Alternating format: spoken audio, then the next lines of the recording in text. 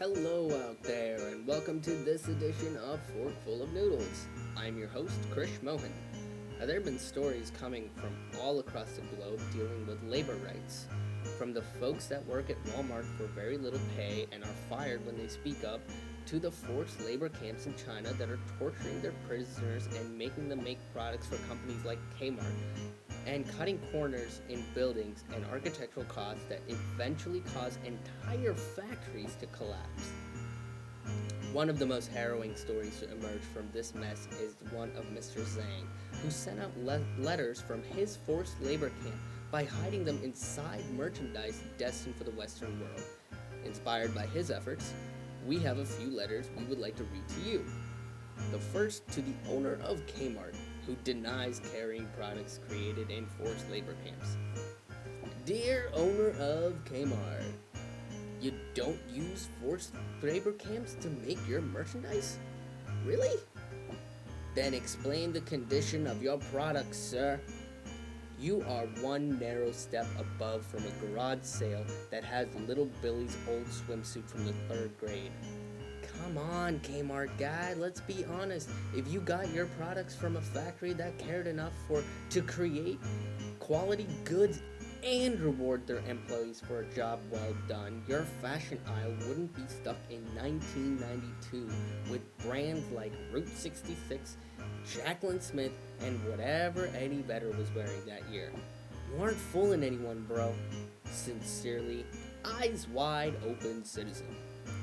Now, Mr. Zhang, who originally tried to protect his identity, has now bravely revealed himself to tell the world his story of how he sent those letters out. By stealing pens from the guards and hiding letters in hollowed bars in his bed and waiting for the perfect product to come along to stash the letters in. This sounds familiar, but what is it? Perhaps this letter to Stephen King shall shed some light. Dear Mr. Stephen King, bro, Andy Dufresne is Chinese? There were seriously no context clues at all in that movie. So what does that make Morgan Freeman's character, like Korean or something? Listen here, Steve. You need to be more descriptive in your writing. Seriously though, when's your next book coming out? Sincerely, Active Reader.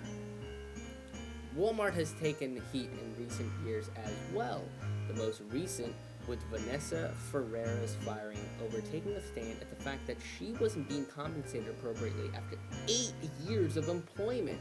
To counter the bad press, Walmart came out with a brand new campaign called The Real Walmart to show that people can aspire to a career at Walmart and how they help real Americans.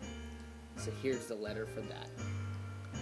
Dear Walmart, sure, you can come out and say your management team makes up to $170K a year, but that don't make it so. If your managers are making that much money, Indian and Asian parents would be pushing their kids to join the crew at their local supercenter rather than become doctors and IT consultants for the NSA. I get your game, Walmart, and the truth behind the real Walmart. After all, the devil's greatest trick was to convince the world he didn't exist.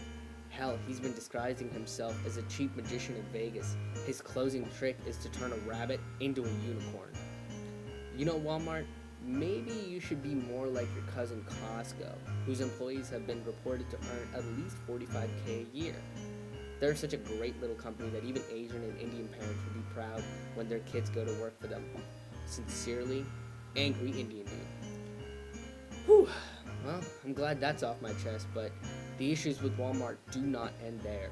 The protests and voices are screaming from all over the world to sign the agreement to update the safety for the factories, including the one in Dhaka's Rana Plaza, the site of the recent factory collapse and fire. Dear Walmart, dude, H&M signed that form. Granted, yes, H&M is way cooler with their exclusive fashion designers and incredible selection of skinny jeans, but come on, guys. Your factories are like a plotless Michael Bay film where everybody's a stunt person. Even Bay stunt doubles get to wear safety harnesses. You know what? I bet you don't even sign the office birthday cards, dick.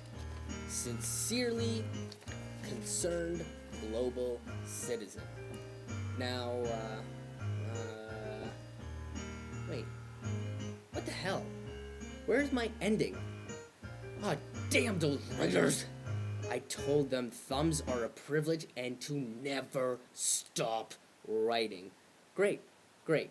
Now I have to look like I'm the bad guy and not give them the pennies that they earn. Do they think I want to be the bad guy? Do they? Ah, damn it. Curse you, writers. Curse you! That's all for today's edition of Forkful of Noodles. Thank you again for joining us, and you can check out everything we do at ramennoodlescomedy.com. Be sure to follow us on Twitter at KrishMohanHaha. Don't forget to check out our friends at TouchFaster who help produce this show at touchfaster.com. And be sure to subscribe to our YouTube channel as well. Thanks for listening, and we'll see you next time.